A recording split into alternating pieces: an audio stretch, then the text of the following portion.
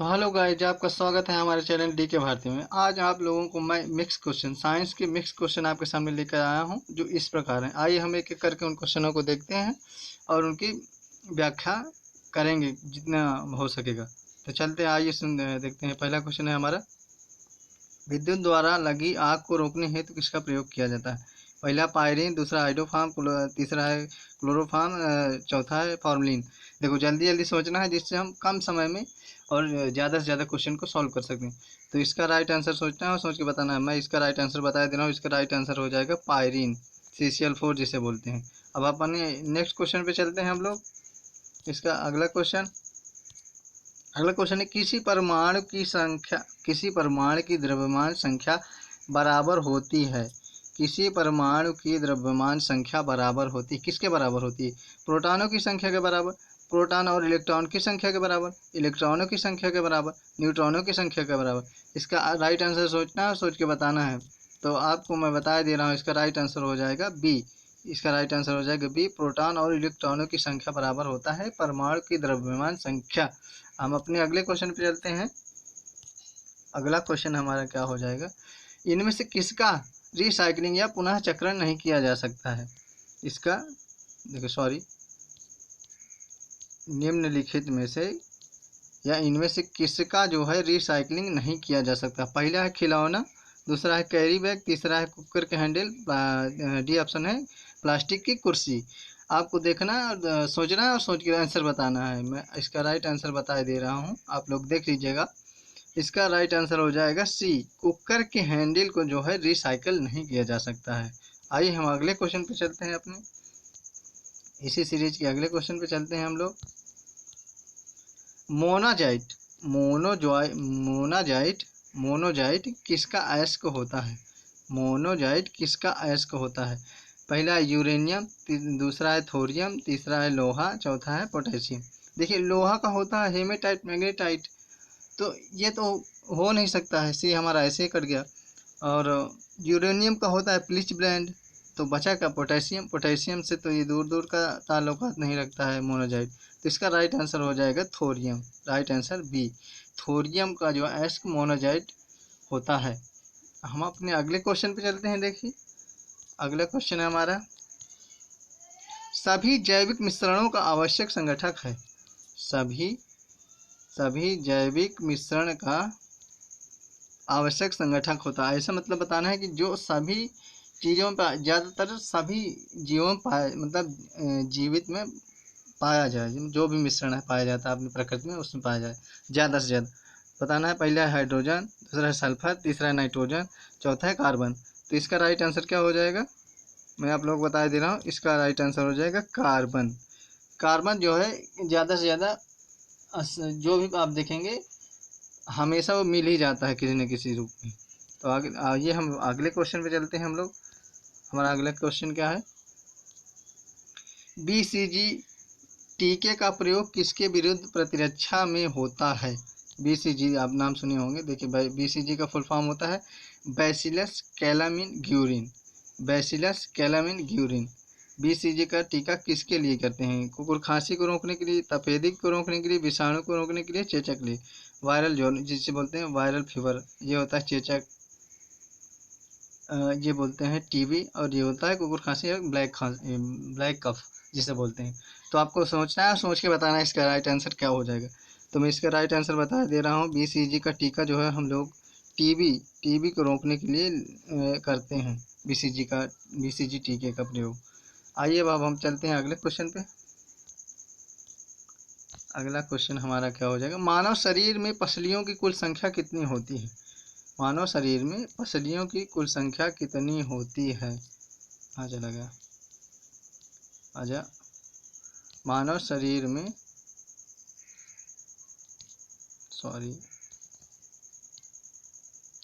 मानव शरीर में पसलियों की कुल संख्या कितनी होती है? पहला है 15, दूसरा 20, तीसरा है सी, चौथा है 24। तो सोचना है और सोच के आंसर बताना है। मैं इसका राइट आंसर बता दे रहा हूँ, मानव शरीर में पसलियों की कुल संख्या 24 होती है। आइए अब आप चलते हैं अगले क्वेश्चन पे। अगला क्वेश्चन, ईस्ट के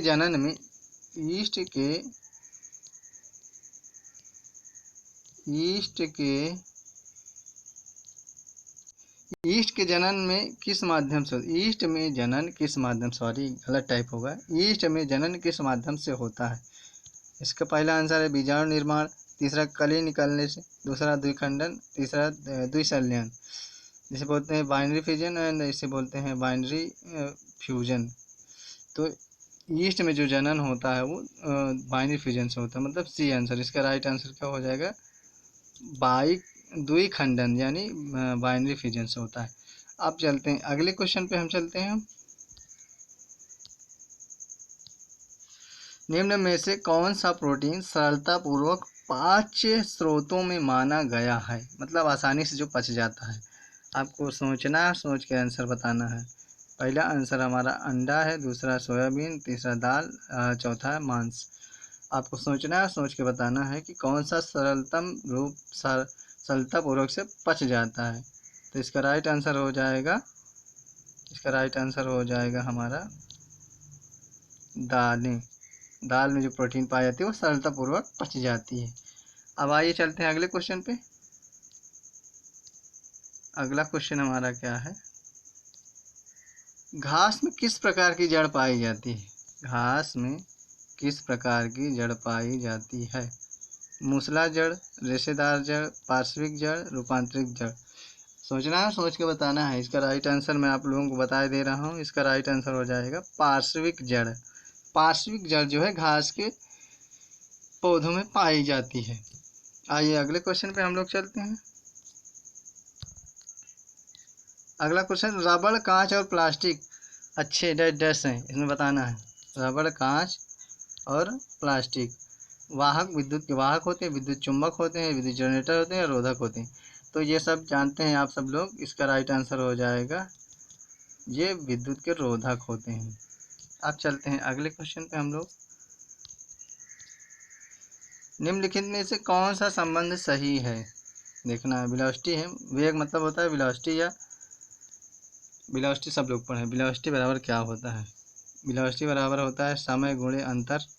वेलोसिटी बराबर समय नहीं, समय अंतर, change in distance per unit time बोलते हैं। वेलोसिटी बराबर समय बटे अंतर। वेलोसिटी बराबर 1 बटे समय गुणे अंतर गुणे समय। तो इसका राइट आंसर मैं बता दे रहा हूँ, वेलोसिटी बराबर होता है बी हो जाएगा। इसका वेलोसिटी बराबर होता है जो कुछ एक निश्चित समय में चालों के बीच में जो अंतराल आता है, मतलब जो velocity, change in velocity per unit time जिसे बोलते हैं। मतलब किसी दूरी के अंतर में बदलाव, एक ये मतलब 1 सेकंड में कितना बदलाव आया है उसी को बोलते हैं वेग। इंग्लिश में बोलते हैं change in velocity per unit time, जिसे बोलते हैं वेलोसिटी। अगले क्वेश्चन पे हम लोग चलते हैं। अगले क्वेश्चन पे चलते हैं, क्रायोजेनिक इंजन का अनुप्रयोग कहाँ किया जाता है। ये गलती से मिस्टेक से देखिए, सॉरी कहाँ लिखना था वो आ गया, सॉरी। क्रायोजेनिक इंजनों का प्रयोग कहाँ किया जाता है, ये जो मिस्टेक हो गया। तो पहला washing machine, railway locomotive, rocket technology, air conditioner. सोचना है, सोच के बताना। इसके राइट आंसर मैं बता दे रहा हूँ, रॉकेट टेक्नोलॉजी में जो क्रायोजेनिक इंजन का प्रयोग किया जाता है। अब अपने अगले क्वेश्चन पे चलते हैं हम लोग। अगला क्वेश्चन, एक प्रकार का दृष्टि दोष जिसमें व्यक्ति दूर की वस्तु बिना, सॉरी गड़बड़ हो गया, दूर की वस्तु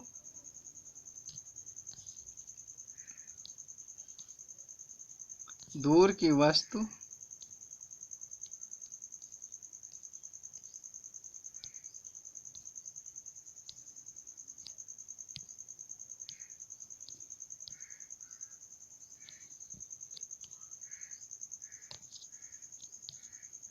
दूर की वस्तु को देख सकता है, मतलब ये गड़बड़ हो गया है, दूर की वस्तु को देख सकता है परंतु पास की वस्तु को नहीं देख सकता है। ऐसा मतलब डिफेक्ट कब आता है, मतलब आँखों में, कि हम दूर की वस्तु को आसानी से देख लेते हैं लेकिन पास की वस्तु को नहीं देख पाते हैं। तो इस दोष को हम बोलते हैं जनरली हाइपरमेट्रोपिया।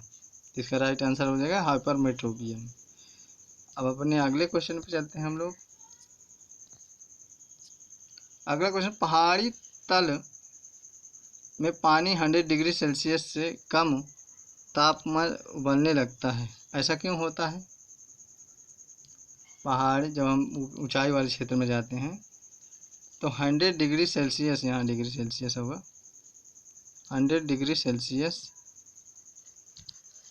100 डिग्री सेल्सियस कम तापमान पर जो है पानी जो है उबलना शुरू हो जाता है, ऐसा क्यों होता है? तो इसका राइट आंसर हो जाएगा, इसका राइट आंसर हो जाएगा बी, उच्चता पर दबाव कम होने लगता है, इसलिए जो है 100 डिग्री सेल्सियस पर कम तापमान होने पर उबलना शुरू हो जाता है। आइए अपने अगले क्वेश्चन पे चलते हैं हम। क्वेश्चन समाप्त हो गया। हाँ, तो क्वेश्चन समाप्त हो गया है। तो ज़्यादा से ज़्यादा वीडियो को लाइक करेंगे, चैनल को सब्सक्राइब करेंगे जो नए व्यूवर्स आए हैं, और एक कमेंट करेंगे प्यारा सा। आप लोग कमेंट करेंगे क्वेश्चन कैसा लगा, जिससे हमें मोटिवेशन मिलता है भाई वीडियो बनाने का। तो थैंक्स फॉर वाचिंग। ज़्यादा से ज़्यादा वीडियो को शेयर करेंगे और चैनल को सब्सक्राइब करेंगे। Thank you.